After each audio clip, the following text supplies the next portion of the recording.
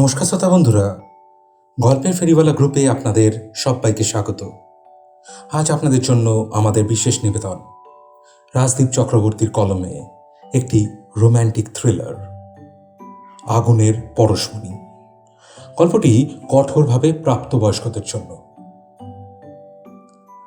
আজ গল্প পাঠে রাজদীপ চক্রবর্তী, সম্রাটের ভূমিকায় মৃন্ময় মান্না, আখির ভূমিকায় আয়ুষী ব্যানার্জি, রুদ্র ভূমিকায় অতনু ভট্টাচার্য, অর্জুন দত্তর ভূমিকায় আবির অধিকারী, প্রতাপবাবুর ভূমিকায় সঞ্জিত, আখির মায়ের ভূমিকায় মৌসুমী চক্রবর্তী, আবহ Rajdeep Chakraborty, poster design RD creations. সমগ্র পর্ব পরিকল্পনা ও পরিচালনায় টিম গল্পের ফেরিওয়ালা। শুরু হচ্ছে আজকের বিশেষ নিবেদন রাজদীপ চক্রবর্তীর কলমে আগুনের পরশমণি। আকাশ পেশায় ইনভেস্টিগেটিভ জার্নালিস্ট। অন্ধকার গোডাউনটার ভেতরে পা টিপে টিপে এগোচ্ছিল। তার হাতে থাকা টর্চের সরু আলোটা ধুলোবালি আর মাকড়সার জালের ভেতর দিয়ে পথ খুঁজছে। বাতাসের গন্ধে পুরনো চটের বস্তা আর পচা গন্ধা লোহা লক্করের একটা ভ্যাপসা গন্ধ। সে জানত এই অ্যাসাইনমেন্টটা বিপজ্জনক। শহরের নাম করা ড্রাগ কার্টেলের সঙ্গে প্রভাবশালী মহলের একটা যোগসূত্র খোঁজা নেশা আজ তাকে এখানে টেনে এনেছে। তার কাছে খবর ছিল এই গোডাউনেই লুকিয়ে রাখা হয়েছে সেই অকাট্য প্রমাণ, একটা নীল রঙের লেদার ডায়েরি।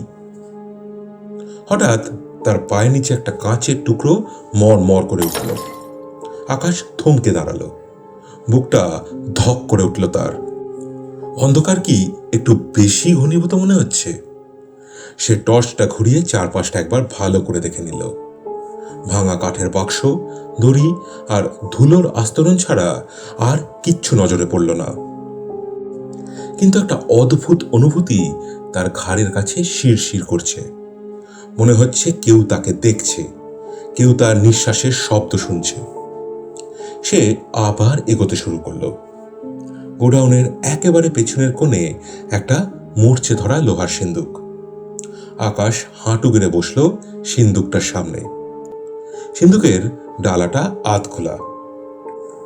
টর্চের আলোটা ভেতরে ফেলতেই তার চোখ উজ্জ্বল হয়ে উঠল। ডায়েরিটা সেখানেই আছে। সাফল্যের নেশায় সে যখন ডায়েরিটা হাতে নিতে যাবে, ঠিক তখনই তার কানের কাছে একটা ধাতব শব্দ হলো। কেউ একজন রিভলভারের সেফটি ক্যাচটা নামালো। আকাশের শরীরটা পাথরের মতন জমে গেল। তার শিরদাঁড়া দিয়ে একটা হিমশীতল স্রোত বয়ে গেল। সে খুব ধীরে ধীরে মাথা ঘোরালো।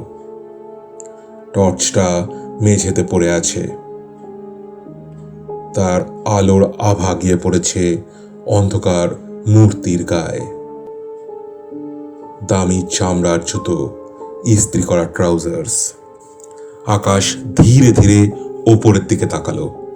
টর্চের ক্ষীণ আলোয় মানুষটার মুখ আবছা দেখা যাচ্ছে। সেই চেনা অবয়বটা নজরে আসতেই আকাশের চোখ কপালে উঠল। অবিশ্বাসের সুরে তার গলা দিয়ে শুধু একটাই শব্দ বেরিয়ে এলো, আপনি? অন্ধকারে দাঁড়িয়ে থাকা মানুষটা শব্দ করে হেসে উঠল। সে হাসিতে কোনো উষ্ণতা নেই, বরং আছে একটা হিমশীতল ক্রূরতা, যেন শিকারকে বাগে পাওয়ার কোনো ক্ষুধার্ত নেকড়ের হাসি। আকাশ বলার চেষ্টা করলো, কিন্তু কেন? আপনি তো। হঠাৎ একটা তীব্র আলোর ঝলকানি আর কান ফাটানোর শব্দে গোডাউনটা কেঁপে উঠল। আকাশের বুকের বাম দিকে একটা অসহ্য জ্বালা অনুভব করলো সে। শরীরটা টলে উঠল। তার হাত থেকে ডায়েরিটা ছিটকে পড়ল ধুলোর ওপর। আকাশের চোখে পৃথিবীটা ঝাপসা হয়ে আসছে। সে ধীর গতিতে মাটিতে লুটিয়ে পড়ল।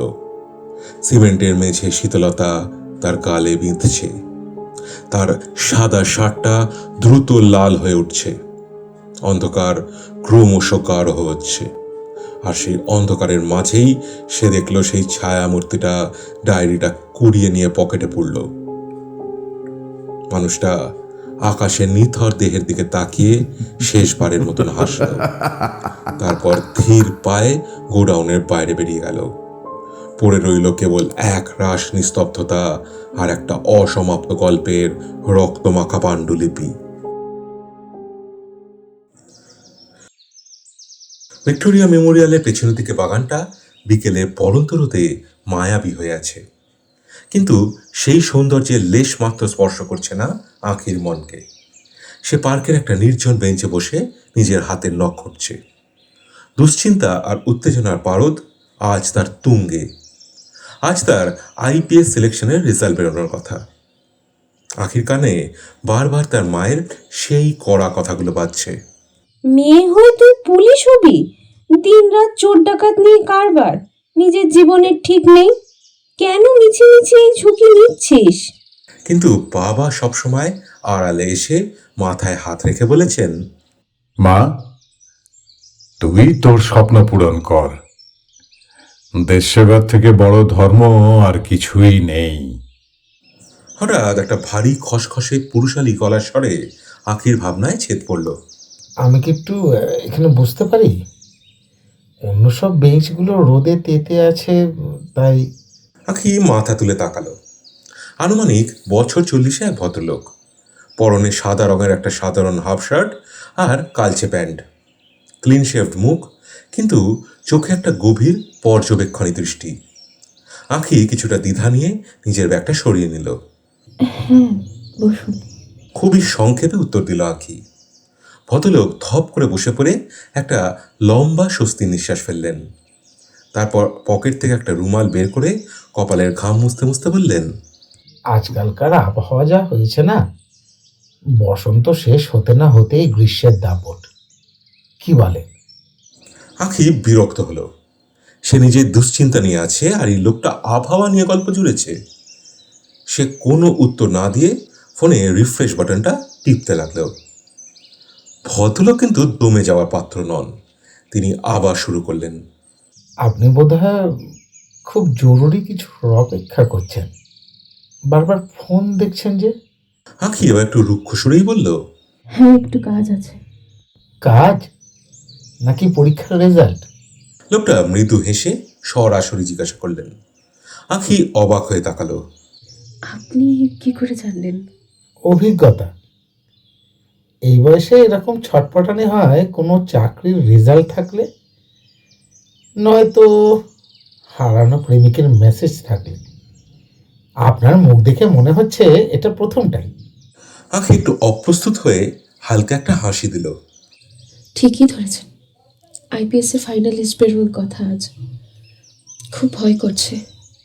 পুলিশ হতে চান? শক্ত মনের মানুষ ছাড়া এই পেশায় চলে না কিন্তু। লোকটা একটা রহস্যময় হাসি দিয়ে বলল। আঁখি একটু আবেগপ্রবণ হয়ে বলে ফেলল, মা তো একেবারেই চাইছেন না। বাবা সব সময় সাপোর্ট দিয়েছেন। আজ যদি পাশ না করি, মা আমাকে ছাড়বে না। ভদ্রলোক কিছুক্ষণ আকাশের দিকে তাকিয়ে রইল, তারপর বেশ আত্মবিশ্বাসের সাথে বলল, আপনি পাশ করবেন। আপনার জেদ আর একাগ্রতা আপনার চোখেই ধরা পড়ছে যে। আপনি এত নিশ্চিতভাবে কি করে বলছেন? বললাম তো, আমি মানুষ চিনতে ভুল করি না। লোকটা উঠে দাঁড়ালো।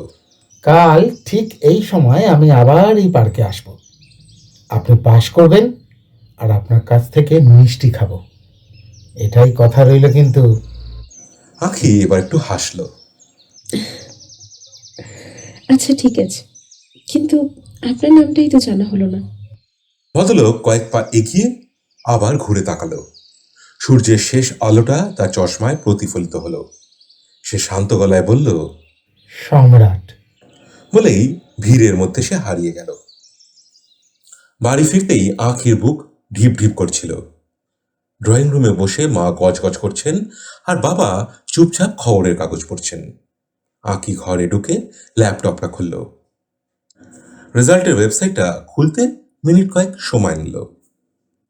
নিচে স্ক্রল করতে করতে হঠাৎ তার নজর আটকে গেল আঁখি চ্যাটার্জি, র্যাঙ্ক 15। বাবা, মা! আঁখি চিৎকার করে উঠল। বাবা কাগজ ফেলে হন্তদন্ত হয়ে ছুটে এলেন। কি হলো মা, পাস করেছিস? হ্যাঁ বাবা, আমি হয়েছি। আমি আইপিএস অফিসার হয়েছি। আমি হয়েছি।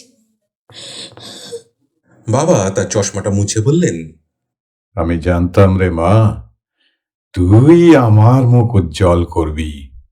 মা কিন্তু দরজার গোড়ায় দাঁড়িয়ে দীর্ঘশ্বাস ফেললেন। খুশি তো হলি? এবার বিপদের শুরু। এই চাকরি তোকে শান্তিতে ঘুমাতে দেবে না আখি। আঁখি মনে পড়ল সেই রহস্যময় মানুষটার কথা। কাল সম্রাটবাবু মিষ্টি খেতে আসবেন বলেছিলেন। মানুষটা অদ্ভুত হলেও তার কথায় কেন জানি একটা আলাদা রকমের আশ্বাস ছিল। বিকেলে সোনা রোদ তখন ভিক্টোরিয়া মেমোরিয়ালের সাদা মার্বেলের গায়ে আছড়ে পড়ছে। আকাশের নীল রংটা আজ আঁখির কাছে অনেক বেশি উজ্জ্বল বলে মনে হচ্ছে। পরনে একটা হালকা নীল কুর্তি, চোখে মুখে সাফল্যের আভা। হাতে একটা দামি মিষ্টির প্যাকেট নিয়ে সে সেই পুরনো বেঞ্চটাতেই বসে আছে। মিনিট 10 মধ্যেই দেখা মিলল সেই মানুষটির। ভিড়ের মধ্যে থেকেও সম্রাটকে আলাদাভাবে চেনা যায়। সেই একই রকম শান্ত হাঁটা চলা, চোখে একটা অদ্ভুত গভীরতা। সে এগিয়ে এসে আঁখির পাশে বসল। শুভেচ্ছা অফিসার। বলেছিলাম না আজ মিষ্টি খাবো। সম্রাটের গলায় একটা অদ্ভুত তৃপ্তি। আঁখি হাসল। তার চোখে তখন বিস্ময়। আপনি তো ঠিক জ্যোতিষীদের মতো কথা বলেন। এই নিন আপনার মিষ্টি। সে প্যাকেটটা সম্রাটের দিকে বাড়িয়ে দিল। সম্রাট প্যাকেটটা নিল না, বরং নিজের পকেট থেকে একটা উপহারের বাক্স বের করলো, যেটা সুন্দর নীল রঙের র্যাপিং পেপারে মোড়ানো। মিষ্টির বদলে আমার তরফ থেকে আপনার জন্য একটা ছোট্ট উপহার। তবে এটা শুধু আঁখির জন্য নয়, এটা একজন পুলিশ অফিসারের জন্য। আঁখি ভ্রু কুঁচকে তাকালো। উপহার? কিন্তু আপনি জানলেন কি করে যে আমি সত্যিই পাশ করেছি? রেজাল্ট তো কাল রাতে বেরিয়েছে। আর আমি আপনাকে বলিনি যে আমি সত্যিই পুলিশের যোগ দিচ্ছি কিনা। সম্রাট মৃদু হাসল। সেই হাসিতে একটা অদ্ভুত আত্মবিশ্বাস ছিল। আমি শুরু থেকেই জানতাম আপনি পারবেন। আপনার বসার ভঙ্গি, আপনার কথা বলার ধরন, সব কিছুর মধ্যেই একটা ইনভেস্টিগেটিভ সত্তা লুকিয়ে ছিল। তাই উপহারটা আগে থেকেই গুছিয়ে রেখেছিলাম। আঁখি অবাক হয়ে তাকিয়ে রইল মানুষটার দিকে। সম্রাটের মধ্যে এমন একটা কিছু আছে যা তাকে সাধারণ মানুষের থেকে আলাদা করে তোলে। সে মিষ্টির প্যাকেটটা সম্রাটের হাতে দিল। সম্রাট সেটা হাতে নিয়ে উঠে দাঁড়ালো। আজ একটু তাড়াহুড়ো আছে, হাতে একদম সময় নেই। মিষ্টিটা আমি বাড়ি গিয়ে আয়েশ করে খাবো। ভালো থাকবেন অফিসার। আঁখি কিছু বলার সুযোগ পাওয়ার আগেই সম্রাট দ্রুত পায়ে হাঁটা দিল। ভিড়ের মধ্যে মিলিয়ে যাওয়ার আগে একবার শুধু হাত নাড়ল। আঁখি কৌতূহল সামলাতে না পেরে তড়িঘড়ি করে উপহারের প্যাকেটটা খুলল। ভেতরে একটা দামি ব্র্যান্ডের কালো সানগ্লাস। রোদ চশমাটার ফ্রেমটা বেশ অভিজাত এবং গম্ভীর। চশমার নিচে একটা ছোট হাতে লেখা চিরকুট পড়েছিল। আঁখি চিরকুটটা তুলে নিল। তাতে লেখা, একজন দক্ষ পুলিশ অফিসারের অস্ত্র শুধু তার রিভলভার নয়, তার ব্যক্তিত্বও বটে।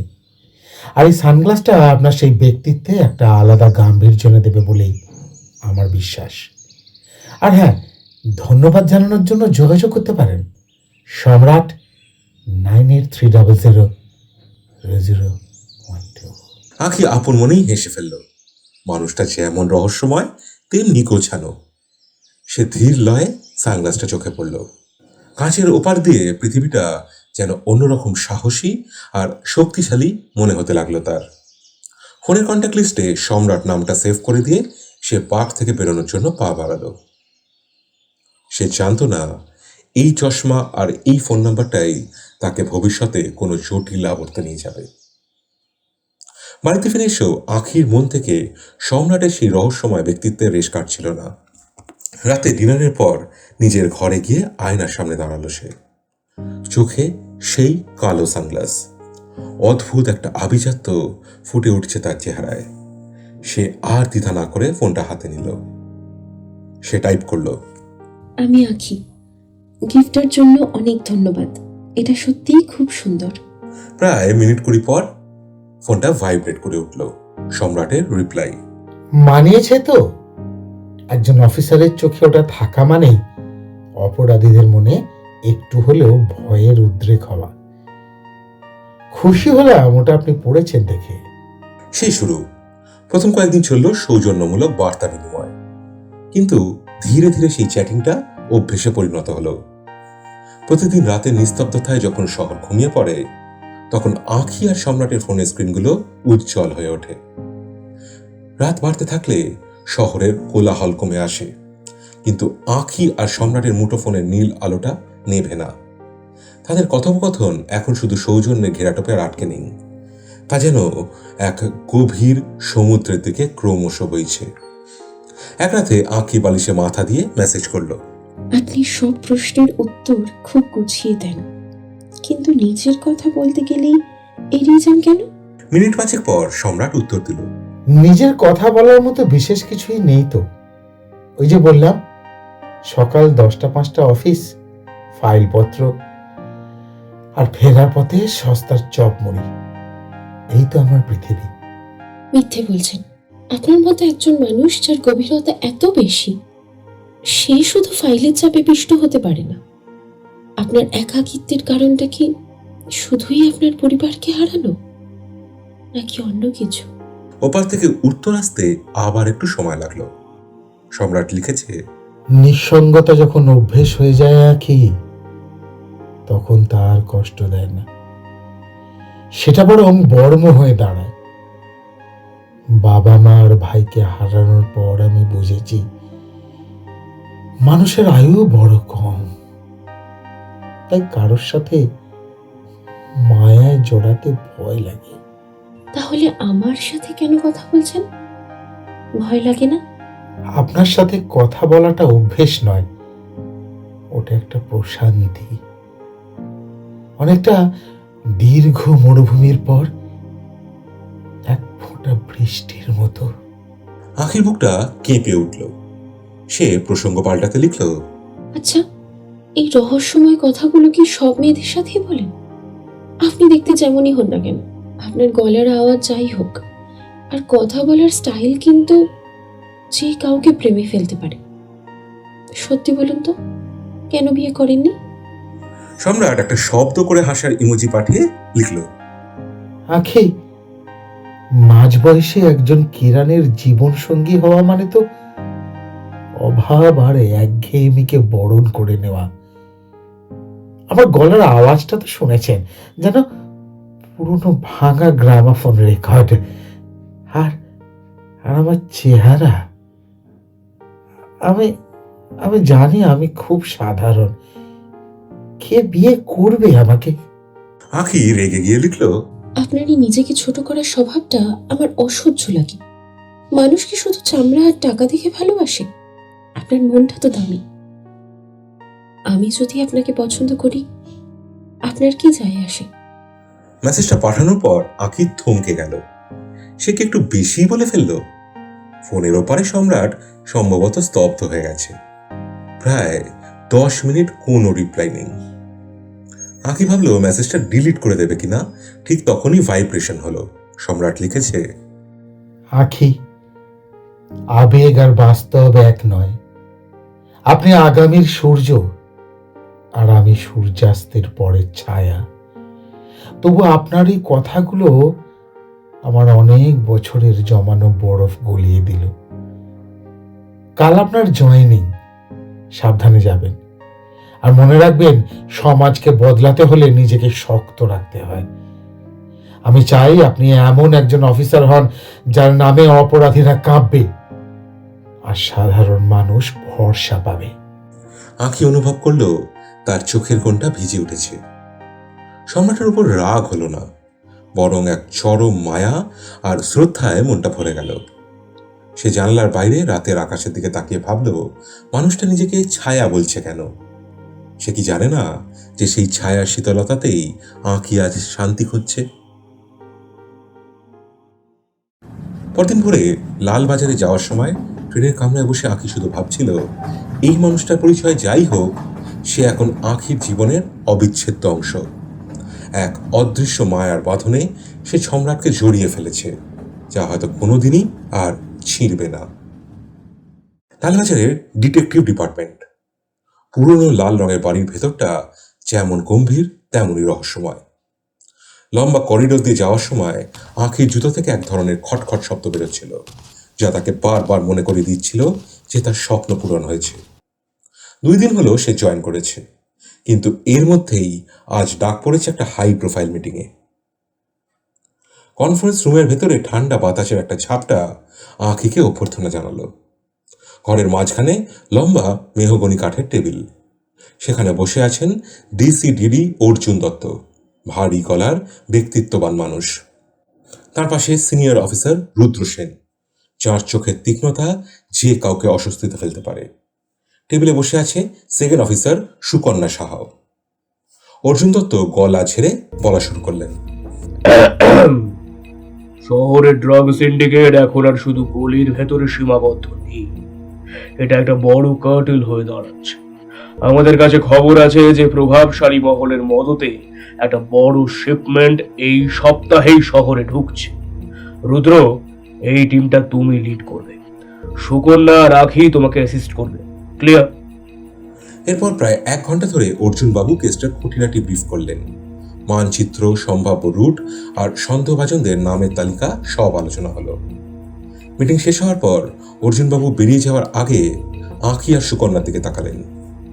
তোমাদের দুজনকে এই কেসের পুরনো ফাইলগুলো স্টাডি করতে হবে, বিশেষ করে বিগত 1 বছরে ড্রাগ কার্টেলের গতিবিধি কি ছিল না ছিল সেই সব।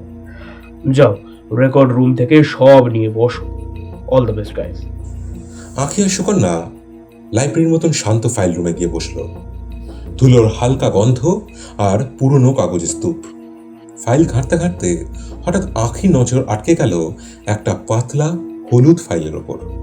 সেখানে লাল কালিতে বড় বড় করে লেখা আকাশ চ্যাটার্জি মার্ডার কেস। আঁখি ফাইলটা খুলল। পাতায় চোখ বোলাতে সে থমকে গেল। 6 মাস আগে আকাশ নামের একটা ইনভেস্টিগেটিভ জার্নালিস্টকে খুন করা হয়েছিল। সে এই ড্রাগ কার্টেল নিয়ে তদন্ত করছিল। আঁখি ফাইলটা নিয়ে রুদ্র সেনের কেবিনে গেল। রুদ্র তখন একটা বড় ম্যাপের ওপর পেন্সিল দিয়ে দাগ কাটছিলেন। স্যার, এই আকাশ চ্যাটার্জি কেসটা কি এই ড্রাগ ইনভেস্টিগেশনের অংশ ছিল? আঁখি সরাসরি প্রশ্ন করল। রুদ্র সেন মুখ তুলে তাকালেন। তার চোখে একটা অদ্ভুত শীতলতা ছিল, কিন্তু এই কেসটা এখন অলমোস্ট ক্লোজড। আকাশকে কোথাও একটা খুন করে তার বডি গড়িয়া এলাকার এক ঝিলের পাশে ফেলে রাখা হয়েছিল।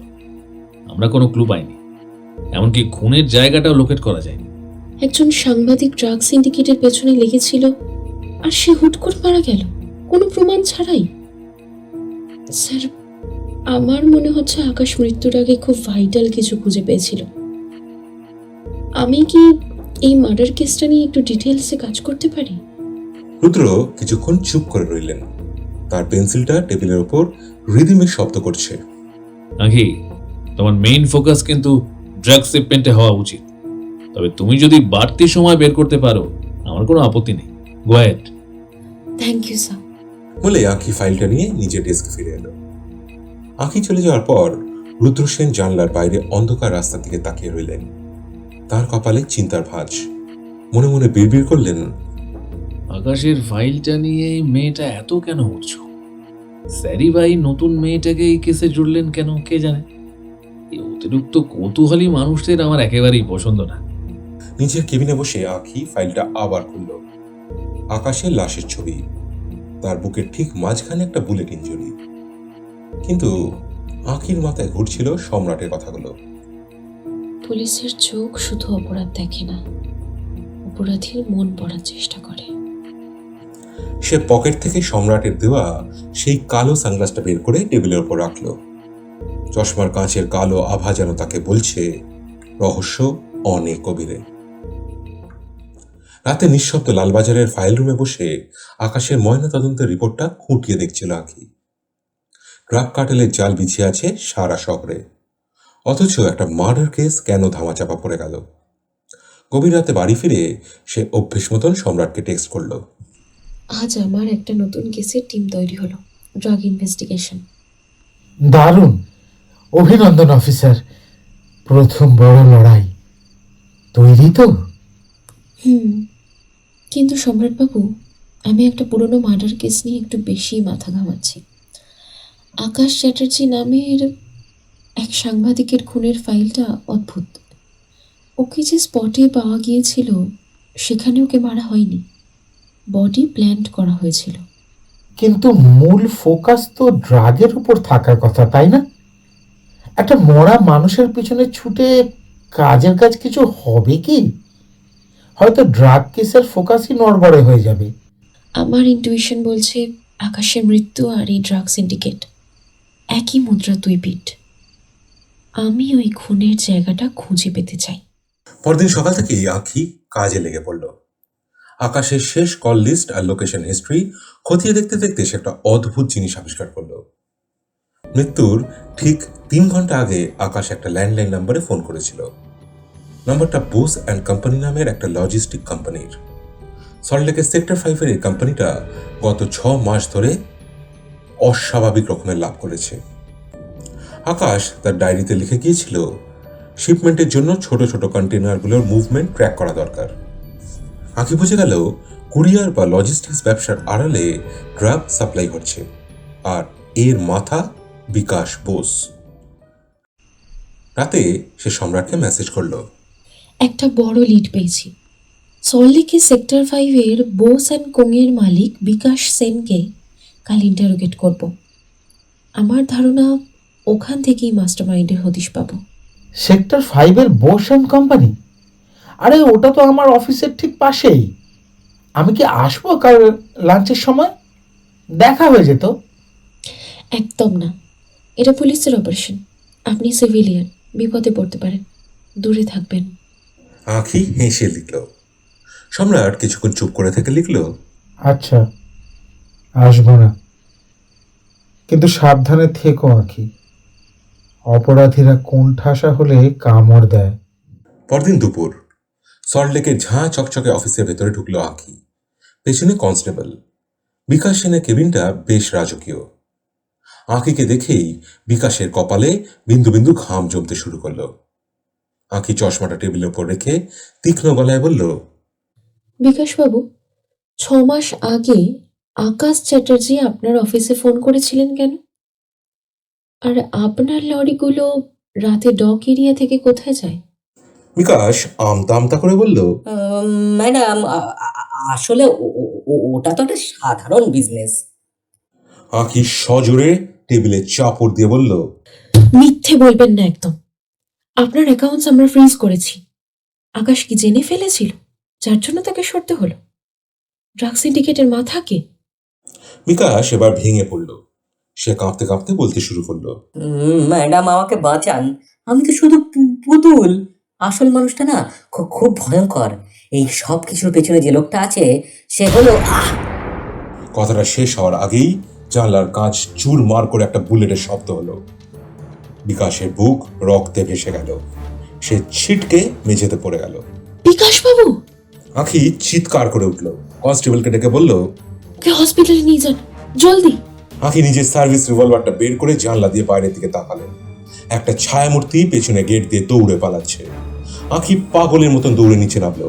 গেটের বাইরে আস্তে আস্তে দেখলো সে লোকটা একটা বাইকের দিকে হচ্ছে। দাঁড়াও, হ্যান্ডস আপ। আঁখি চিৎকার করলো। লোকটা ঘুরে গুলি চালালো। আঁখি একটা থামের আড়ালে লুকলো। শুরু হলো দুপক্ষের গোলাগুলি। সেক্টর 5 রাস্তা তখন জনশূন্য। আঁখি লক্ষ্য স্থির করে লোকটার পা তাক করে গুলি ছুড়ল। ঠিক সেই মুহূর্তে লোকটার দ্বিতীয় গুলিটা সরাসরি এসে লাগলো আঁখির পেটের বাঁ দিকে। একটা অসহ্য জ্বালা আর শরীরটা যেন মুহূর্তের মধ্যে অবশ হয়ে এলো। আঁখি টলতে টলতে নিজের পেটে হাত দিল। তার খাঁকি উদ্দিটা লাল রক্তে ভিজে যাচ্ছে। রিভলভারটা হাত থেকে নিচে পড়ে গেল। দৃষ্টি ঝাপসা হয়ে আসছে। সে হাঁটু গেড়ে বসে পড়ল রাস্তায়। আঁখি ভাবল, এটাই কি শেষ? ট্রেনিং এর প্রথম মাসেই মৃত্যু। তার কান এখন শুধু গোঁ গোঁ শব্দ করছে। ঠিক সেই সময় একটা পরিচিত গলার স্বর বাতাসের বুক চিরে ছুটে এলো। আখি, আখি, আমি এসে গেছি, তোমার কিচ্ছু হবে না, চোখ খোলো, চোখ খোলো আখি। আঁখি ঝাপসা চোখে ওপরের দিকে তাকালো। সেই সাধারণ সাদা শার্ট, ঘাম ভেজা কপাল। সম্রাট তাকে দু হাতে জড়িয়ে ধরেছে। সম্রাটের মুখে একটা চরম আতঙ্ক আর উৎকণ্ঠা। আপনি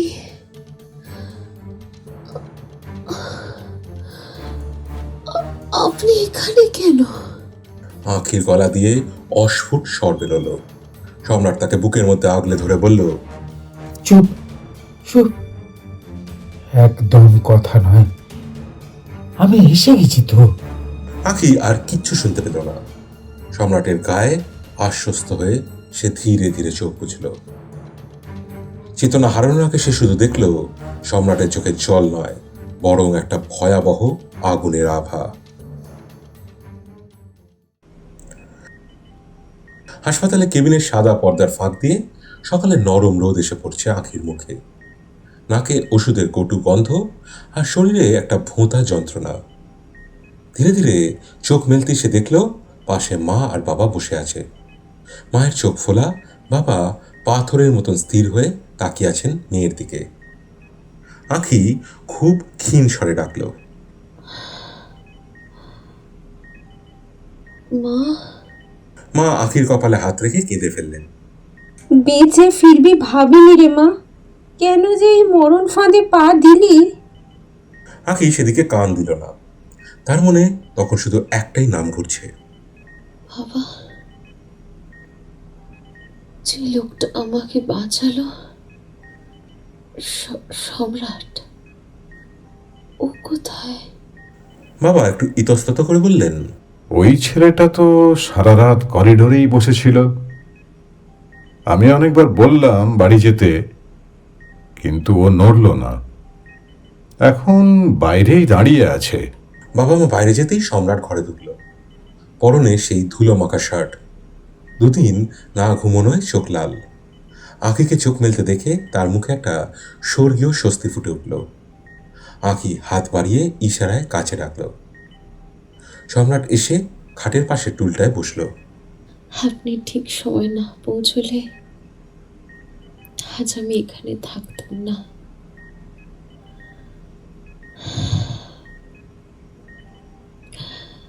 কিন্তু আপনি ওখানে গেলেন কেন? আমি তো বারণ করেছিলাম। অফিসে বসে হঠাৎ গুলির শব্দ পেলাম, বুকটা কেঁপে উঠল। মনে হলো তুমি হয়তো বিপদে পড়েছো। দৌড়ে গিয়ে দেখি একটা বাইক বেরিয়ে যাচ্ছে আর তুমি রক্তাক্ত অবস্থায় রাস্তায়। আমি আমি আর কিছু ভাবতে পারিনি আঁখি। আঁখি সম্রাটের রুক্ষ হাতটা নিজের দু হাতে মুঠোয় নিল। সম্রাট, আমার আর একটা কথা রাখবেন? বলো। আমাকে বিয়ে করবেন? আমি জানি আপনি নিজেকে সাধারণ ভাবেন, আপনার কিছুই নেই বলেন, কিন্তু আমার জীবনে আপনার থেকে দামি আর কেউ নেই। সম্রাট চমকে উঠল। সে হাতটা সরিয়ে নেওয়ার চেষ্টা করে বলল, এ কি বলছো আঁখি? তুমি আইপিএস অফিসার আর আর আমি একজন নগণ্য কেরানি। বয়সটাও দেখো, তোমার উজ্জ্বল ভবিষ্যৎ পড়ে আছে। আমার সাথে নিজেকে নষ্ট করো না। আঁখির জেদি চোয়াল আরো শক্ত হলো। ঠিক আছে, যদি আপনি বিয়ে না করেন তবে এই হাসপাতাল থেকে আমি আর বাড়ি ফিরব না। এই ক্ষত নিয়েই আমি শেষ হয়ে যাব। সম্রাট স্তব্ধ হয়ে গেল। আঁখির চোখে সেই দৃঢ়তা তাকে হার মানালো। সে নিচু হয়ে আঁখির কপালে একটা চুমু খেয়ে ফিসফিস করে বলল, পাগলি মেয়ে, আমি তোমায় সুখী করতে পারবো তো? হাসপাতাল থেকে বাড়ি ফেরার পর চ্যাটার্জি ভিলাতে যেন যুদ্ধের পরিবেশ। ড্রয়িং রুমে আঁখির বাবা প্রতাপবাবু গম্ভীর মুখে পায়চারি করছেন, আর মা সোফায় বসে চোখের জল ফেলছেন। আঁখি সোজা গিয়ে বাবার সামনে দাঁড়ালো। আমি আমার সিদ্ধান্ত নিয়ে নিয়েছি বাবা, আমি সম্রাটকেই বিয়ে করব। প্রতাপবাবু ঘুরে দাঁড়ালেন, তার চোখে মুখে বিস্ময় আর রাগ। তুই কি পাগল হয়েছিস আঁখি? একটা থার্ড ক্লাস কেরানি যার বংশ পরিচয় ঠিক নেই, না আছে রূপ না আছে অর্থ, আর তার সাথে আমি আমার আইপিএস মেয়ের বিয়ে দেব? লোকে বলবে কি? লোকে যে যা খুশি বলুক বাবা, ওই কেরানি লোকটাই কিন্তু নিজের জীবনের ঝুঁকি নিয়ে তোমার মেয়ের জান বাঁচিয়েছে। যখন আমি রক্তাক্ত অবস্থায় রাস্তায় পড়েছিলাম, তখন তোমাদের সমাজ বা স্ট্যাটাস কেউ আসেনি, এসেছিল সম্রাট। উপকার করেছে বলে বিয়ে করতে হবে? ওকে টাকা দিয়ে দেব, অন্যভাবে সাহায্য করব, কিন্তু বিয়ে, এটা তো সারা জীবনের দায়। প্রতাপবাবু চিৎকার করে উঠলেন। আঁখি হাসল, তবে সে হাসিতে বিদ্রুপ ছিল। দায় নয় বাবা, ওটা অধিকার। যে মানুষটা আমাকে নিঃস্বার্থভাবে আগলে রাখে, যার কাছে আমি শুধু একজন মেয়ে, কোনো পুলিশ অফিসার নই, আমি তার সাথেই থাকতে চাই। যদি তুমি রাজি না হও, তবে আজই আমি এ বাড়ি ছেড়ে চলে যাব। আমার যা বেতন, তাতে একটা ফ্ল্যাট ভাড়া নিয়ে থাকা কোনো ব্যাপার নয়, কিন্তু সম্রাটকে ছাড়া আমি অপূর্ণ। মায়ের দিকে তাকিয়ে আঁখি বলল, মা, তুমিই তো বলতে সৎ আর সাহসী ছেলে পাওয়া ভাগ্যের ব্যাপার। সম্রাট হয়তো দেখতে তোমার রাজপুত্রের মতো নয়, কিন্তু কিন্তু ওর মনটা অনেক দামি। দীর্ঘ বিতর্কের পর প্রতাপবাবু বুঝলেন তাঁর মেয়ে আর সেই ছোট্ট খুকুটি নেই। তার জেদ আর আদর্শ এখন পাহাড়ের মতন অটল। অবশেষে একটা দীর্ঘশ্বাস ফেলে তিনি বললেন, তোর জীবন, সিদ্ধান্ত তোর। তবে মনে রাখিস, ভুল করলে ফেরার পথটা কিন্তু খুব কঠিন হবে। অবশেষে মেয়ের জেদের কাছে বাবা হার মানলেন। খুবই সাদামাটা ভাবে রেজিস্ট্রি আর মালা বদল করে সম্রাট আর আঁখি এক হলো। বিছানার চারধারে রজনীগন্ধার সাদা পাপড়িগুলো যেন এক একটা সাক্ষী হয়ে ছড়িয়ে আছে। বাইরে বসন্তের বাতাস বয়ে যাচ্ছে, আর ঘরের ভেতরে একটা রুদ্ধশ্বাস নীরবতা। আঁখি জানলার ধারে দাঁড়িয়েছিল, লাল বেনারসির আঁচলটা মেঝেতে লুটোচ্ছে। সম্রাট ঘরে ঢুকে আলতো করে খিল তুলে দিল। সে এগিয়ে এসে আঁখির ঠিক পেছনে দাঁড়ালো। এখনো সময় আছে আঁখি। সম্রাটের সেই ভারী খসখসে গলাটা আঁখির কানের একদম কাছে গম গম করে উঠল। আমি হয়তো কাল সকালে তোমাকে খুব সাধারণ এক কাপ চা দিতে পারবো, কোনো দামি হিরে জহরত নয়। আমার এই ছোট্ট পৃথিবীতে তুমি মানিয়ে নিতে পারবে তো? আঁখি ঘুরে দাঁড়ালো। তার চোখে তখন ভালোবাসার একটা অমোঘ নেশা। সে সম্রাটের শার্টের কলারটা ধরে নিজের কাছে টেনে নিল। তোমার এই বুকটার থেকে দামি কোনো সিংহাসন হয় না সম্রাট। আমি তোমাকে চেয়েছি, তোমার প্রাচুর্যকে নয়। আজ রাতে আমি শুধু তোমার। সম্রাট আর নিজেকে ধরে রাখতে পারল না। তার শক্ত সামর্থ্য হাত দুটো নেমে এলো আঁখির কোমরে। বেনারসির চওড়া পাড়ের ভাঁজগুলো সে খুব ধীরে ধীরে খুলতে শুরু করলো। প্রতিটা ভাঁজ খোলার সাথে সাথে আঁখির হৃদস্পন্দন যেন দ্বিগুণ হয়ে যাচ্ছিল। কাপড়টা সরসর করে খসে পড়ল মেঝেতে। আঁখি এখন দাঁড়িয়ে আছে তার লাল রঙের ব্লাউজে। সম্রাট তার তীক্ষ্ণ চোখে আঁখির সলজ্জ মুখটার দিকে তাকালো। সে তার কাঁপা কাঁপা আঙুল দিয়ে ব্লাউজের সামনের হুকগুলো একে একে আলগা করতে শুরু করলো। আঁখির উত্তপ্ত নিঃশ্বাস সম্রাটের গলায় ধাক্কা খাচ্ছিল। শেষ হুকটা খুলতেই ব্লাউজটা দুপাশে সরে গেল। সম্রাটের চোখের দৃষ্টি আরো গভীর হলো। আঁখির ফর্সা শরীরের ওপরে লাল রঙের অন্তর্বাসটা যেন আগুনের মতন জ্বলছে। তার উন্নত বক্ষযুগল দ্রুত ওঠানামা করছে এক অব্যক্ত কামনায়। সম্রাট তার দু হাত দিয়ে আঁখির উন্মুক্ত পিঠটা জড়িয়ে ধরল।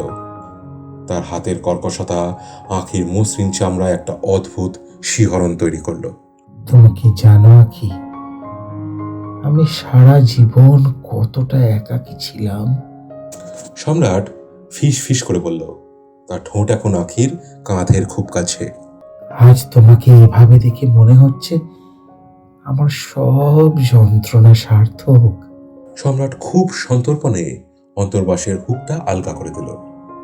লাল ফিতেটা খসে পড়তেই আখির লজ্জা আর আকাঙ্ক্ষা যেন একসাথে মিশে গেল। সে সম্রাটের বুকে নিজের মুখ লুকালো। সম্রাট তাকে পাঁজা কোলা করে তুলে নিয়ে রজনীগন্ধায় সাজানো বিছানায় শুইয়ে দিল।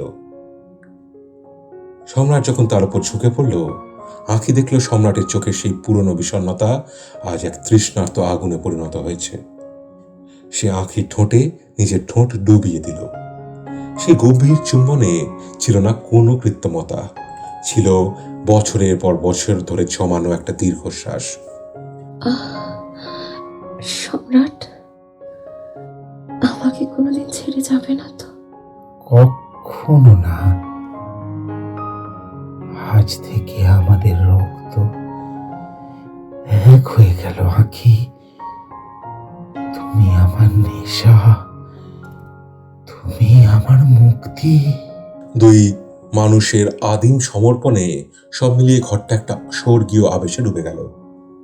আঁখির শরীরের প্রতিটা ভাঁজে সম্রাট তার ভালোবাসার সাক্ষ্য রেখে দিল। প্রতিটা স্পর্শে ছিল নিরাপত্তা, আর প্রতিটা দীর্ঘশ্বাসে ছিল একটা আজীবনের অঙ্গীকার। অবশেষে যখন সব শান্ত হলো, চাঁদ তখন অনেকটা হেলে পড়েছে। সম্রাট আঁখিকে নিজের বুকের মধ্যে চাপটে ধরে শুয়ে আছে, আঁখির এলোমেলো চুলগুলো সম্রাটের বুকে ছড়িয়ে। শুনতে পাচ্ছ? কি? আমার হৃৎপিণ্ডটা তোমার নাম ধরে ডাকছে। আজ থেকে আমি শুধু তোমার জন্য বাঁচবো আঁখি, শুধু তোমার জন্য। আঁখি তৃপ্তির একটা নিঃশ্বাস ফেলে সম্রাটের বুকের ঘন লোমে নিজের আঙুল চালাতে লাগলো। সে জানতো না, এই সুখের রাতের পরই তার জীবনের সব থেকে বড় ঝোড়ো তদন্তটা অপেক্ষা করছে। বিয়ের 1 সপ্তাহ পার হয়ে গিয়েছে। আঁখি আর সম্রাটের ছোট্ট সংসারটা আপাত দৃষ্টিতে শান্ত নিস্তরঙ্গ, কিন্তু লালবাজারের পুরনো ফাইলের ধুলো আর রক্তের দাগ আঁখিকে শান্তিতে ঘুমোতে দিচ্ছে না। সে জানতো বিকাশ সেনের মৃত্যুর পর একমাত্র সূত্র হলো সেই লজিস্টিক চেনটা খুঁজে বার করা, যার মাধ্যমে ড্রাগ সরবরাহ হতো। তদন্ত করতে গিয়ে আঁখি একটা অদ্ভুত তথ্য আবিষ্কার করলো। ড্রাগ কার্টেলের শিপমেন্টে ক্লিয়ারেন্সের জন্য সরকারি আবগারি দপ্তরের কিছু পুরনো নথিপত্রে কারচুপি করা হয়েছে। নথিপত্রগুলো যে ডেস্ক থেকে ছাড়া হয়েছে সেখানে একজন ইনচার্জ ক্লার্কেরই সই ছিল, নাম অরুণাভ সান্যাল। আর মজার ব্যাপার হলো, অরুণাভ বাবু গত 3 মাস ধরে রহস্যজনকভাবে ছুটিতে আছেন। রাতে ডিনার টেবিলে আঁখি বেশ উত্তেজিত ছিল। সে সম্রাটকে বলল, জানো সম্রাট, আজ একটা দারুণ লিড পেয়েছি। আবগারি দপ্তরের এক ক্লার্ক অরুণাভ সান্যাল, ওকে খুঁজে পেলেই এই ড্রাগ চেনের পেছনের মানুষের হদিশ পাওয়া যাবে।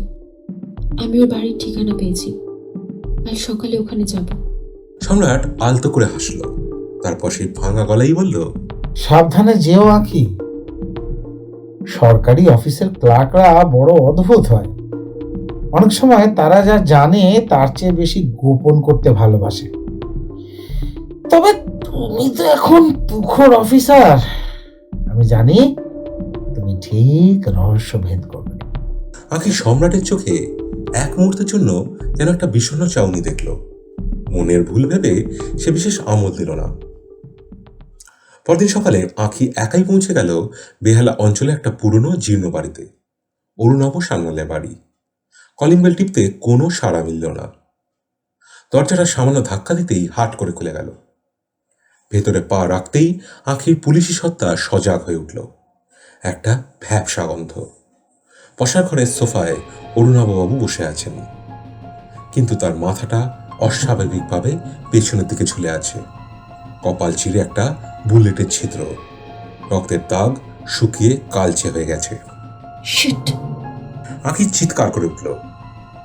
খনি তার চেয়েও দ্রুত হাত চালিয়েছে। সে ঘরটা তল্লাশি করতে শুরু করলো। তার নজর গেল দরজার কাছে কার্পেটের উপরে থাকা একটা ছোট্ট জিনিসের দিকে। একটা চশমার কাপড়ের টুকরো, ধূসর রকের, যার উপর একটা দামি অপটিক্যাল শপের লোগো দেওয়া। আখির মাথায় যেন একটা বজ্রপাত হলো। ঠিক এই একই রঙের কাপড় সে সম্রাটের কাছে দেখেছে। সম্রাটের সেই রহস্যময় গিফট কালো সানগ্লাসটার কাছেও এই কাপড়টাই ছিল না? সে বাড়ি ফেরার পর গাড়িতে বসে বসে ভাবতে লাগলো, সম্রাট কি আসলেই একজন সাধারণ কেরানি? কেন সে ঠিক সেই দিনই পার্কে এসেছিল যেদিন তার রেজাল্ট বেরোনোর কথা? সম্রাট কি করে জানলো সে পাশ করবেই? সল্টলেকের সেই শুটিং স্পটে সম্রাট ঠিক ওই সময় বা পৌঁছল কি করে? সবচেয়ে বড় প্রশ্ন, আখি যখনই কোনো গুরুত্বপূর্ণ লিড পায় সেটা সম্রাটকে বলা মাত্রই সাক্ষী কেন গায়েব হয়ে যায়? বাড়িতে ঢুকে আঁখি দেখল সম্রাট শান্ত হয়ে বসে খবরের কাগজ পড়ছে। সে আগের মতনই নির্বিকার। কি হলো আখি? দেখা হলো অরুণাভ বাবুর সাথে? সম্রাট মুখ তুলে তাকালো। তার চোখে সেই চেনা মায়া। আঁখি পকেট থেকে সেই কাপড়ের টুকরোটা শক্ত করে মুঠোয় ধরল। তার মাথায় তখন হাজারো চিন্তা। সম্রাট কি তার রক্ষাকর্তা, নাকি সেই তাকে একটা বড় জালে জড়িয়ে ফেলছে? সম্রাট কি তাকে সত্যিই ভালোবাসে, নাকি একজন পুলিশ অফিসারকে নিজের বশে রেখে অপরাধ জগৎকে আড়াল করছে? উনি মারা গেছেন সম্রাট। কেউ ওকে গুলি করে মেরে দিয়েছে। আঁখি তীক্ষ্ণ চোখে সম্রাটের প্রতিক্রিয়া দিকে নজর রাখল। সম্রাট দীর্ঘশ্বাস ফেলে কাগজটা নামিয়ে রাখল। খুব খারাপ হলো। অপরাধীরা বোধহয় তোমার চেয়ে এক কদম এগিয়ে আছে আখি, তবে হাল ছেড়ো না। আঁখি সম্রাটের কাছে এগিয়ে গেল। সে বুঝতে পারছে না সে কার সামনে দাঁড়িয়ে, তার স্বামী নাকি একজন ভয়ঙ্কর চতুর অপরাধী। কুয়াশা ক্রমে ঘন হচ্ছে, রাত গভীর হচ্ছে, আর সেই সাথে ঘনীভূত হচ্ছে এক রহস্যের কুয়াশা। আঁখির জীবনের চাকা এখন একটা অদ্ভুত দোলাচলে ঘুরছে। একদিকে তার ব্যক্তিগত জীবনে সম্রাটের উপচে পড়া ভালোবাসা, আর অন্যদিকে পেশাদার জীবনে এক ভয়ঙ্কর সন্দেহ। সম্রাট তাকে এতটাই আগলে রাখে যে মাঝে মধ্যে আঁখি নিজেকে অপরাধী মনে হয়। কিন্তু একজন পুলিশ অফিসারের সহজাত প্রবৃত্তি তাকে বারবার মনে করিয়ে দিচ্ছে সব সত্য চোখের সামনে থাকে না। সকাল থেকেই আঁখি সম্রাটের নথিপত্র নিয়ে নাড়াচাড়া করছিল। লালবাজারের রেকর্ড সেকশনে নিজের ক্ষমতার ব্যবহার করে সে সম্রাটের পারিবারিক ফাইল বের করল। সম্রাট যা বলেছিল তা আংশিক সত্যি। তার বাবা মা 25 বছর আগে এক দুর্ঘটনায় মারা যান। কিন্তু সারা ফাইল তন্ন তন্ন করে খুঁজেও আঁখি কোথাও কোনো ভাইয়ের অস্তিত্ব পেল না। অথচ সম্রাট বলেছিল তার ভাইও দুর্ঘটনায় মারা গিয়েছে। সম্রাট কি তাহলে মিথ্যে কথা বলেছিল? কিন্তু কেন? যদি কোনো ভাই না থাকে তবে সে কেন এমন একটা আবেগী গল্প সাজালো? পরদিন আঁখি ছদ্মবেশে গেল সম্রাটের অফিসে, সেই সাধারণ সরকারি দফতর। সম্রাটের কলিগের সাথে কথা বলে জানল সম্রাট একজন খুব ডেডিকেটেড এমপ্লয়ি, কিন্তু সে মাসে অনেকটা সময় আজকাল অফিসে থাকে না। আঁখি অবাক হয়ে জিজ্ঞাসা করল, কেন? কোনো সমস্যা? বড়বাবু চশমাটা ঠিক করে বললেন, আরে সম্রাট তো হার্টের পেশেন্ট মা, ক্রনিক হার্ট ডিজিজ। গতবার তো আইসিইউতে ভর্তি থাকার সার্টিফিকেটও জমা দিয়েছে। ছেলেটা বড্ড অসুস্থ মা, তা না হলে অফিস কামাই করার মানুষ ও নয়। আঁখি স্তব্ধ হয়ে দাঁড়িয়ে রইল। হার্টের পেশেন্ট? সম্রাট? যে সম্রাট সেদিন সল্টলেকের রাস্তায় তাকে পাঁজা কলা করে দৌড়েছিল, যার শরীরে অমানসিক শক্তি, সে হার্টের পেশেন্ট? আঁখির মনে পড়ল সম্রাট তাকে কোনোদিন কোনো মেডিকেল পেপারস দেখায়নি। তাহলে অফিসে না থাকার সময়টা সম্রাট কি অন্য কোথাও থাকে, অন্য কোনো কাজে?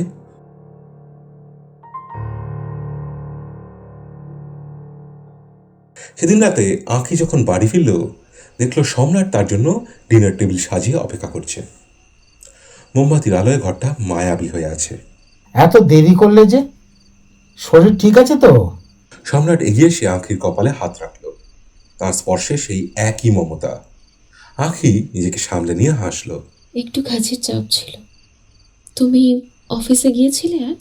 গিয়েছিলাম, তবে শরীরটা বিকেলের দিকে একটু খারাপ লাগছিল বলে তাড়াতাড়ি চলে এলাম। থাকো সব কথা, আজ আমি তোমার পছন্দের পাবদা মাছের ঝোল রেঁধেছি, এসো খাবে। ডিনার শেষে আঁখি যখন শোবার ঘরে গেল, ওর বুকের ভেতর তখন ঝড় বইছে।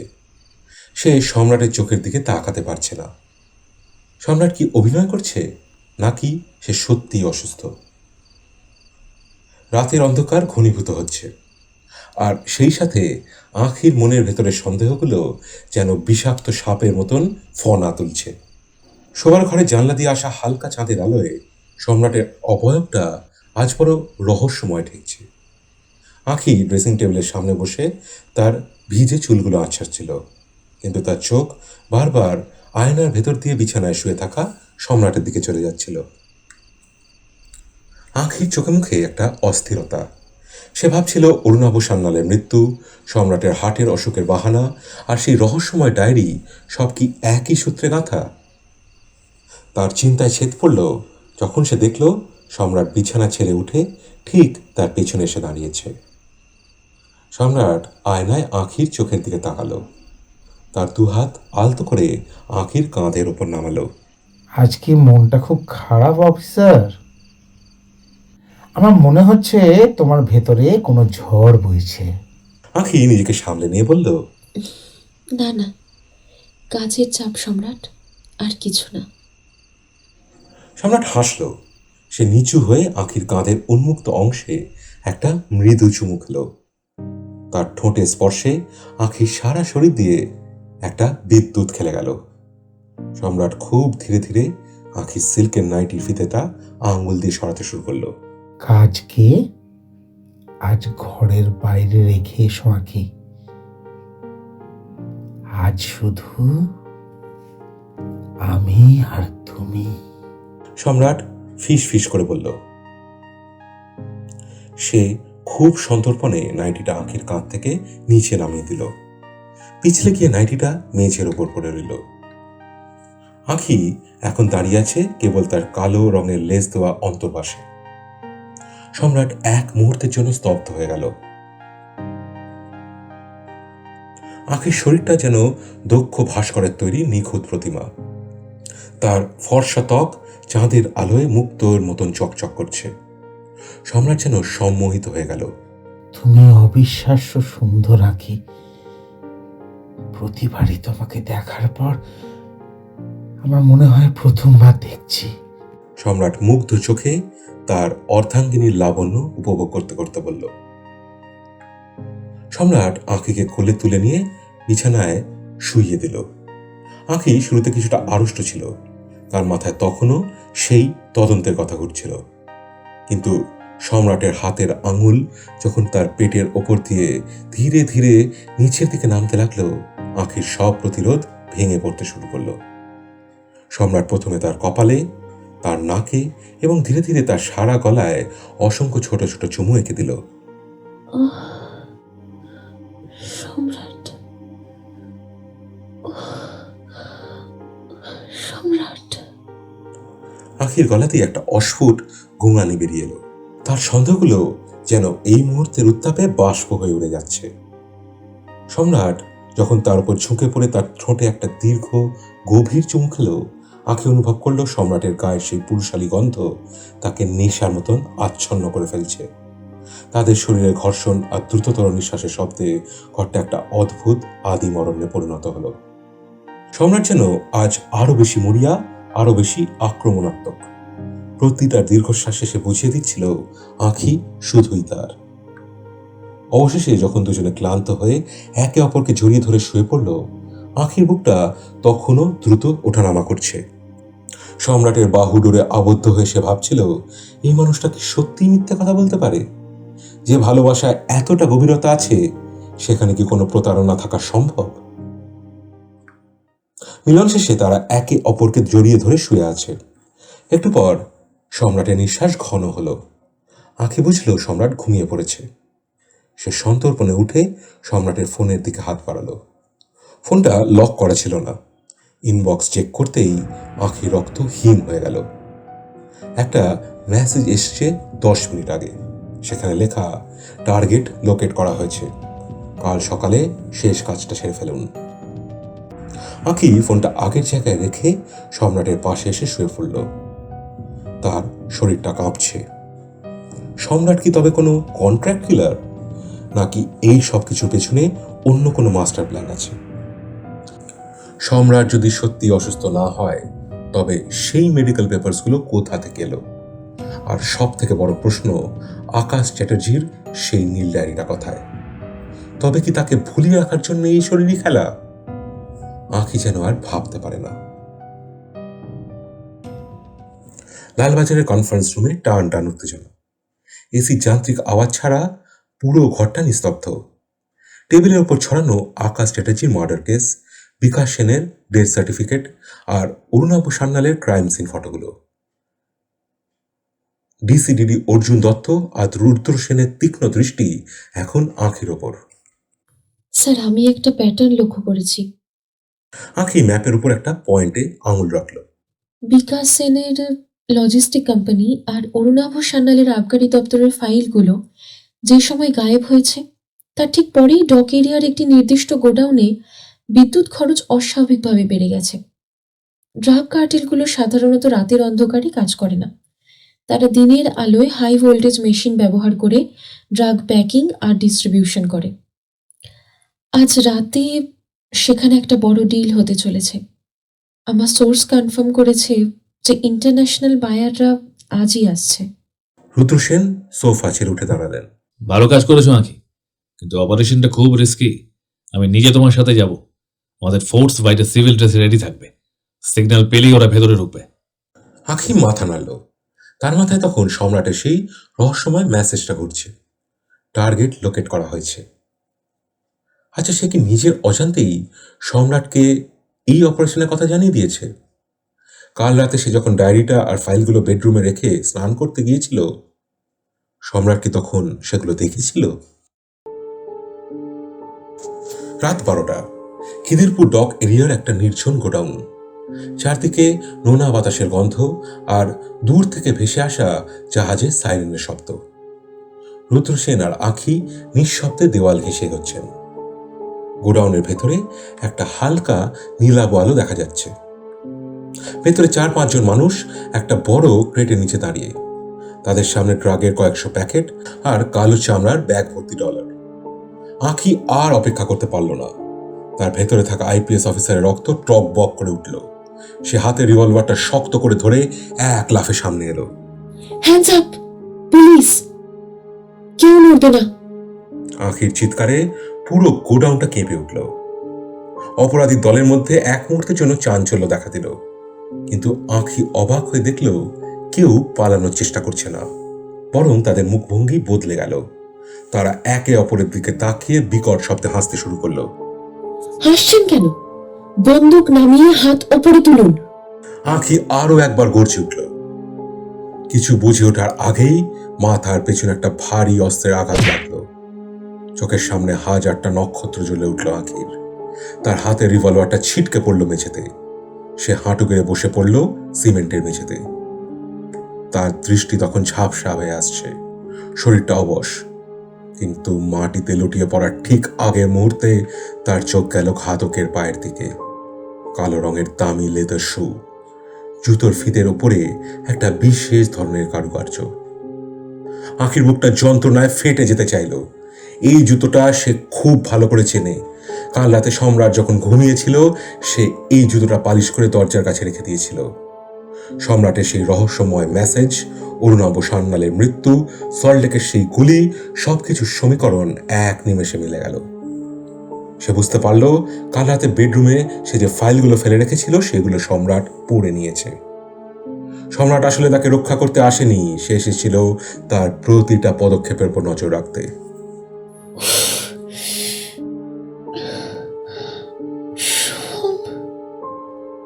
সম্রাট! আঁখির গলা দিয়ে একটা অস্ফুট শব্দ বেরোল। অন্ধকারের ভেতর থেকে একটা অবয়ব সামনে এলো।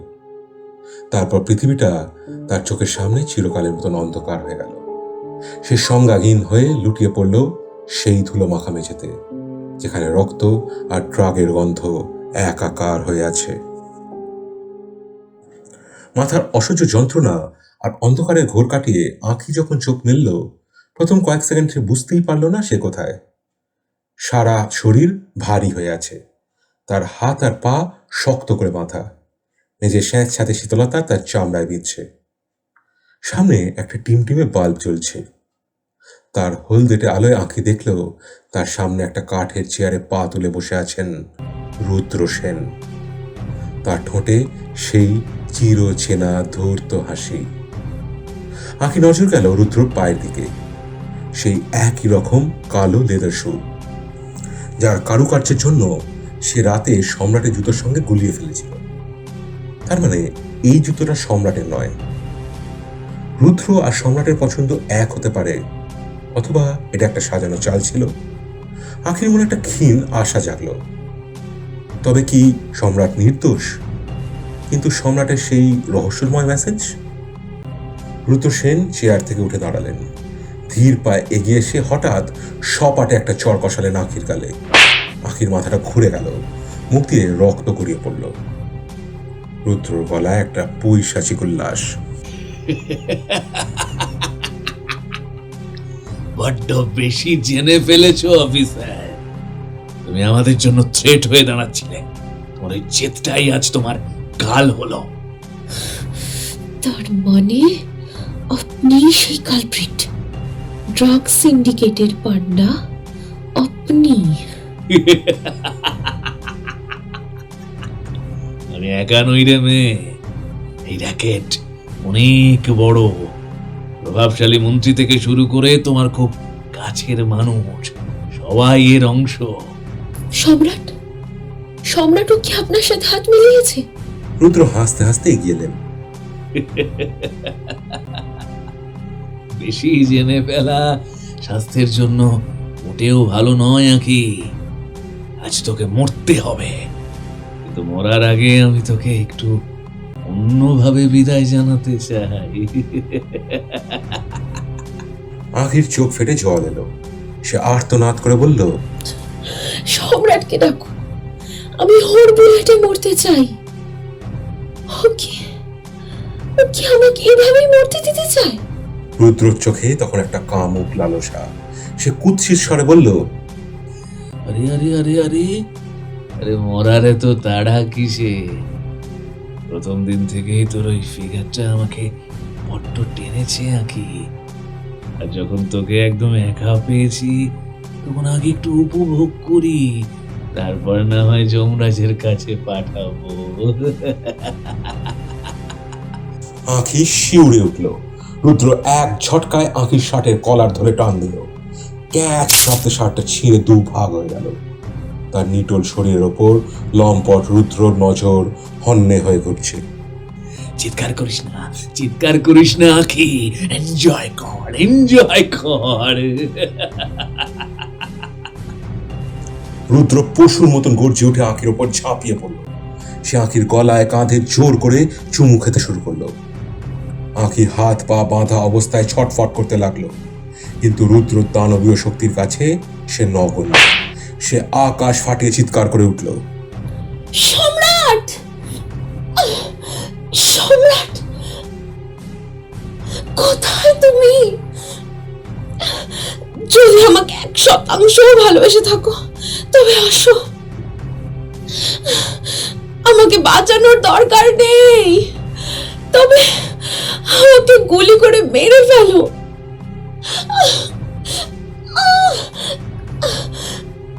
তবে এই শয়তানটার হাতে আমাকে ছেড়ে দিও না সম্রাট।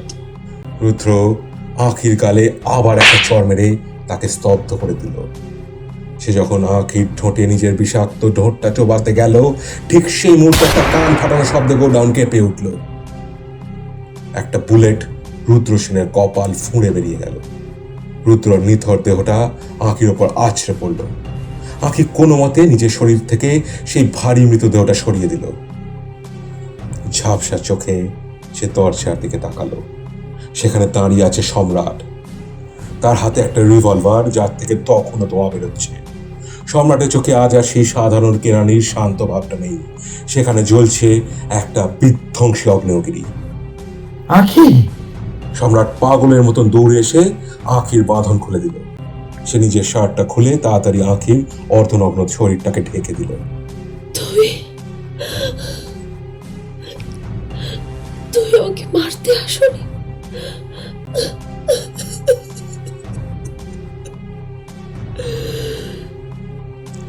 আঁখি হাপুস নয়নে কাঁদতে কাঁদতে সম্রাটের বুকে আছড়ে পড়ল। সম্রাট তাকে শক্ত করে জড়িয়ে কপালে একটা দীর্ঘ চুমু খেল।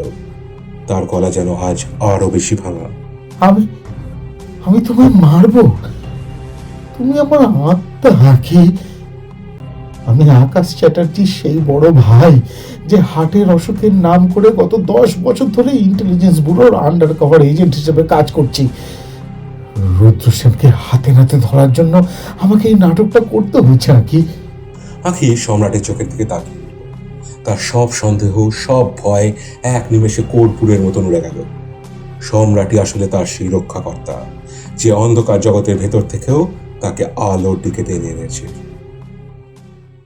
বাড়িতে ফেরার পর সারা রাত আঁখি এক ফোঁটা ঘুমোতে পারেনি। শরীরের যন্ত্রণার চেয়েও মনের ভেতর হাজারটা প্রশ্ন তাকে কুড়ে কুড়ে খাচ্ছিল। ড্রয়িং রুমের আবছা আলোয় সম্রাট জানলার ধারে বাইরের অন্ধকারের দিকে তাকিয়েছিল। তার কাঁধ দুটো যেন আজ একটু বেশি ঝুঁকে পড়েছে, যেন একটা বিশাল বোঝা নামিয়ে সে আজ বড়ই ক্লান্ত। আঁখি গায়ে একটা চাদর জড়িয়ে ধীর পায়ে সম্রাটের পেছনে গিয়ে দাঁড়ালো। তার গলাটা এখনো ফ্যাঁসফাঁসে। সে কাঁপা গলায় ডাকলো, সম্রাট। সম্রাট ধীরে ধীরে ঘুরে তাকালো। তার চোখের সেই কঠোরতা এখন নেই, সেখানে থিতু হয়েছে এক সমুদ্র বিষণ্ণতা। সে এগিয়ে এসে আঁখির হাত দুটো নিজের হাতের তালুর মধ্যে নিল। তোমার মনে অনেক প্রশ্ন, তাই না আঁখি? আমি কেন তোমাকে এভাবে বিপদে ফেললাম? কেনই বা আমি শুরু থেকে সবটা তোমাকে বলিনি? আঁখি নিঃশব্দে মাথা নিচু করে রইল। সম্রাট একটা দীর্ঘশ্বাস ফেলে বলতে শুরু করলো, আকাশ চ্যাটার্জি, ও আমার নিজের ভাই ছিল না আঁখি, কিন্তু আমরা একসাথে বড় হয়েছি। আমি যখন ইন্ডিয়ান ইন্টেলিজেন্স ব্যুরো জয়েন করি, ও তখন ইনভেস্টিগেটিভ জার্নালিজম শুরু করে। ওই ড্রাগ কার্টেলের খবরটা প্রথম পায়, কিন্তু যেদিন ওই নীল ডায়েরিটা জোগাড় করেছিল, সেই রাতেই রুদ্র সেনের লোকেরা ওকে খুন করে। আমি আমি আকাশকে বাঁচাতে পারিনি আঁখি। ওর শেষ কথাগুলো আজও আমার কানে বাজে। আঁখি সম্রাটের চোখের দিকে তাকালো। সেখানে আজ প্রতিশোধের আগুন আর ভাইয়ের শোক একাকার হয়ে গেছে। সম্রাট আবার বলতে শুরু করলো, আমি জানতাম রুদ্র সেন এই সব কিছুর মাথা, কিন্তু অত্যন্ত চতুর। লালবাজারের ভিতরে বসেই ও সাম্রাজ্য চালাতো। তাই আমি নিজে আন্ডার কভার যাওয়ার সিদ্ধান্ত নিই। আমি হার্টের অসুখের বাহানা করে অফিস থেকে ছুটি নিতাম আর রুদ্রর প্রতিটা পদক্ষেপ ট্র্যাক করতাম। কিন্তু আমার এমন কাউকে দরকার ছিল যে রুদ্রর টিমে ঢুকে সরাসরি তদন্ত করতে পারবে। তাই আমি ডিসিডিডি অর্জুন দত্তের সাথে কথা বলে তোমার পোস্টিং ওখানে করাই। তার মানে তুমি আমাকে শুধু একটা খুঁটি হিসেবে ব্যবহার করেছো? আঁখির গলায় চাপা অভিমান। সম্রাট যেন আর্তনাদ করে উঠল। না আঁখি, তোমাকে ওই টিমে আনাটা ছিল আমার জীবনের সব থেকে বড় ঝুঁকি। আমি জানতাম রুদ্র তোমাকে বিশ্বাস করবে, কারণ তুমি সৎ। কিন্তু আমি প্রতি মুহূর্তে তোমার ছায়ার মতো পাশে ছিলাম। তোমাকে আমি এক মুহূর্তের জন্য একা ছাড়িনি। সল্ট লেকের সেই শুটিং এর দিন আমি ওখানে পৌঁছেছিলাম, কারণ আমি জানতাম বিকাশ সেন করে বাঁচতে দেবে না। আঁখি কিছুক্ষণ চুপ করে হঠাৎ সোফায় বসে পড়ল। তার মাথায় তখন রুদ্র সেনের সেই শেষ মুহূর্তের কথাগুলো বাজছে। সে অস্ফুট স্বরে বলল, কিন্তু সম্রাট, রুদ্র মারা যাওয়ার আগে বলছিল এই কার্টেলের আসল মাথা নাকি আমার খুব কাছের কেউ। আমি তো ভেবেছিলাম সেটা তুমি। সম্রাট আঁখির সামনে হাঁটু গেড়ে বসল। আঁখি, রুদ্র যখন ওটা বলেছিল তখন ওর চোখে তোমার প্রতি একটা নিষ্ঠুর করুণা ছিল। আমি আইবির এজেন্ট হিসেবে অনেক ফাইল ঘেঁটেছি, কিন্তু এই ড্রাগ কার্টেলের অর্থের উৎসটা কিছুতেই খুঁজে পাচ্ছিলাম না। কেউ একজন পর্দার আড়ালে থেকে সবটা ইনভেস্ট করছিল। রুদ্রর মতো লোকও সেই মানুষটার নির্দেশের বাইরে এক পা বাড়াতো না। আঁখি হঠাৎ যেন কুঁকড়ে গেল। তার মনে পড়ল প্রতি রাতের সেই ফোন কলগুলো। মা, সাবধানে থাকিস। কেসটার কোনো নতুন আপডেট আছে? ওই লজিস্টিক কোম্পানির ফাইলটা কি পেয়েছিস? বাবার সেই মায়াবী গলাটা আজ যেন বিষের মতন তেতো মনে হতে লাগলো আঁখির। সে কাঁপা হাতে নিজের ফোনটা বের করলো। গত কয়েকদিনের কল লিস্ট চেক করতেই দেখলো যেদিনই সে কোনো নতুন লিড পেয়েছে তার ঠিক 10 মিনিটের মাথায় বাবার সঙ্গে তার কথা হয়েছে, আর তার পরদিনই সেই সূত্রটা ধ্বংস হয়ে গিয়েছে। আঁখি সম্রাটের দিকে তাকালো, তারপর সবটা খুলে বলে অবিশ্বাসের সুরে বলল, সম্রাট, আমার বাবা? এটা কি সম্ভব? বাবা তো সারা জীবন সততার আদর্শ শিখিয়েছেন আমাদের। আখি, অনেক সময় আলোর আড়ালে সব থেকে অন্ধকার সত্য লুকিয়ে থাকে। তোমার বাবা একজন অবসরপ্রাপ্ত সরকারি আমলা হিসেবে জানতেন সিস্টেমের কোথায় ফুটো আছে। ডায়েরিটা রুদ্রর কাছে ছিল না কি? ওটা তোমার বাবার কাছেই থাকার কথা। চলো, আজ সব ধোঁয়াশা কাটানো দরকার। আঁখি দেখলো বাইরের আকাশটা ক্রমশ ফর্সা হচ্ছে, কিন্তু তার নিজের পৃথিবীটা আজ একটা চরম অন্ধকারের দিকে তলিয়ে যাচ্ছে। সে সম্রাটের হাতটা শক্ত করে ধরল। আজ সে শুধু একজন পুলিশ অফিসার নয়, সে একজন দুর্ভাগা কন্যা যে তার সবচেয়ে বড় আদর্শের পতন দেখতে যাচ্ছে। আঁখি আর সম্রাট এক মুহূর্ত দেরি না করে চ্যাটার্জি ভিলার দিকে ছুটল। ড্রয়িং রুমে পৌঁছতেই তারা দেখল প্রতাপবাবু খুব শান্ত হয়ে সোফায় বসে আছেন। তাঁর ঠোঁটে একটা রহস্যময় হাসি। টেবিলের উপর সেই কাঙ্ক্ষিত নীল ডায়েরিটা রাখা। বাবা, তুমি? আঁখির কণ্ঠস্বর কান্নায় বুঝে এলো। প্রতাপবাবু শান্ত গলায় বললেন, আমি জানতাম তুই আর সম্রাট আসবি। রুদ্রর কথা শুনে তুই যে সব বুঝে যাবি সেটা জানাই ছিল। তুই যে এতটা ট্যালেন্টেড অফিসার হবি আঁখি, সেটাই আমি ভাবিনি। আত্মসমর্পণ করো বাবা, প্লিজ। আঁখি রিভলভার তাক করে বলল। প্রতাপবাবু একটা দীর্ঘশ্বাস ফেললেন। আত্মসমর্পণ? আত্মসমর্পণ আমার ডিকশনারিতে নেই মা। এই ড্রাগের টাকা দিয়েই তোকে মানুষ করেছি, তোর স্বপ্ন পূরণ করেছি। আর যখন সব শেষ, তখন এই শেষটাও আমি নিজের হাতেই লিখব। বলেই তিনি টলতে শুরু করলেন। তার মুখ দিয়ে ফেনা বেরিয়ে এলো। সোফায় হেলান দিয়ে তিনি শেষবারের মতন হাসলেন। আগে থেকে বিষ খেয়ে রেখেছিলেন তিনি। টেবিলে আঁখির পায়ের কাছে পড়ে রইল সেই ডায়েরিটা, যেখানে লেখা ছিল তার অন্ধকার সাম্রাজ্যের প্রতিটা হিসাব। সব ঝড় শান্ত হয়েছে। প্রতাপবাবুর মৃত্যুর পর শহরের ড্রাগ কার্টেল তাসের ঘরের মতন ভেঙে পড়েছে। আঁখি আর সম্রাট আজ অনেকদিন পর নিজেদের ঘরে নিভৃত। আঁখির চোখে অনুশোচনার জল। সম্রাট আলতো করে আঁখির চোখের জল মুছে দিল। নিজেকে দোষ দিও না আখি, তুমি তোমার কর্তব্য পালন করেছো। আঁখি সম্রাটের গলা জড়িয়ে ধরে ফিসফিস করে বলল, আমি কত বড় বোকা সম্রাট। আমি তোমাকেই সন্দেহ করেছিলাম। যে মানুষটা আমার ছায়া হয়ে থাকলো তাকেই আমি খুনি ভেবেছিলাম। সম্রাট কোনো কথা না বলে আঁখির ঠোঁটে একটা গাঢ় চুমু খেল। তার স্পর্শে ছিল একটা আজীবনের আশ্বাস। সে খুব ধীরে ধীরে আঁখির নাইটির ফিতেটা সরিয়ে দিল।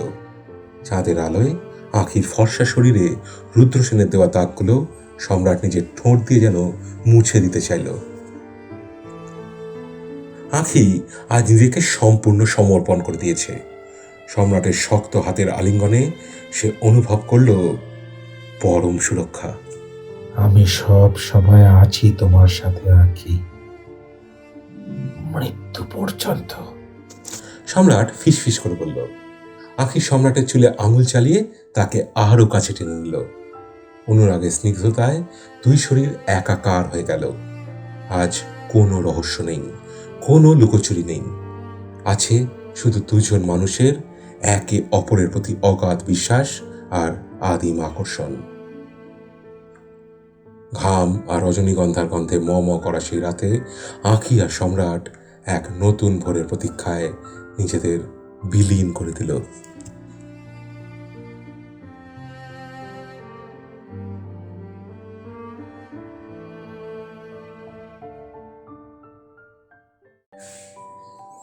শুনছিলেন রাজদীপ চক্রবর্তীর কলমে আগুনের পরশমণি। কেমন লাগলো আছে গল্পটি?